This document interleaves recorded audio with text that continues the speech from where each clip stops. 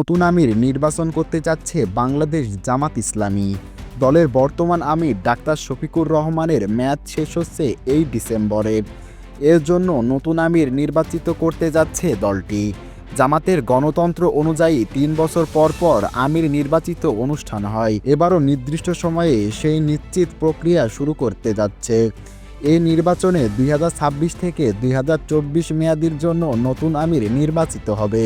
এবার আমির নির্বাচনে আলোচনায় উঠে এসেছে ৫ নেতার নাম। এবার আমির নির্বাচন প্যানেলে থাকছেন সাবেক ভারপ্রাপ্ত সেক্রেটারি জেনারেল এটিএম আজাহরুল ইসলাম, ডাক্তার শফিকুর রহমান, নায়েব আমির অধ্যাপক মুজিবুর রহমান, সিনিয়র নায়েব আমির ডাক্তার সৈয়দ আবদুল্লাহ মোহাম্মদ, সরকারি সেক্রেটারি জেনারেল হামিদুর রহমান আজাদ। সারা দেশে জামাতের ১,৫,০০০-এরও বেশি রোকন বা সদস্য রয়েছে, যাদের গোপন ভোটে আমির নির্বাচিত হয়। ১৫ অক্টোবর থেকে শুরু হবে দলের আমির নির্বাচনের ভোট গ্রহণ।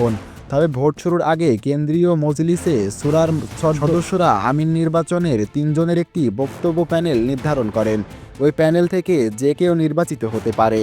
যদিও দলটির রীতি অনুযায়ী সাধারণ ওই প্যানেল থেকে একজন নির্বাচিত হয়ে থাকেন, কিন্তু রোকন চাইলে এর বাইরে কাউকে ভোট দিতে পারবেন। জামাত কর্মীরা জানিয়েছেন, বর্তমানে আমির ডাক্তার শফিকুর রহমান মাঠ পর্যায়ে সক্রিয় সিদ্ধান্ত গ্রহণের গতি ও মানবিক সহমর্মিতার কারণে দলে এবং সমর্থকদের মধ্যে ব্যাপক জনপ্রিয়তা অর্জন করেছে।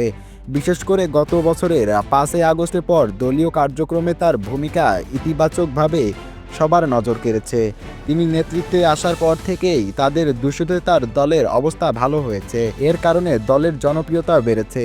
তবে দলের অভ্যন্তরে বিকল্প ভাবনায় রয়েছে। ফ্যাসিস্ট সরকারের আমলে দীর্ঘদিন কারাগারে থাকার পর কারামুক্ত সাবেক ভারপ্রাপ্ত সেক্রেটারি জেনারেল এটিএম আজাহরুল ইসলামের প্রতিও অনেকের সহানুভূতি রয়েছে। প্যানেলের এই নামগুলো ভোট করার আগ পর্যন্ত গোপন রাখা হয়।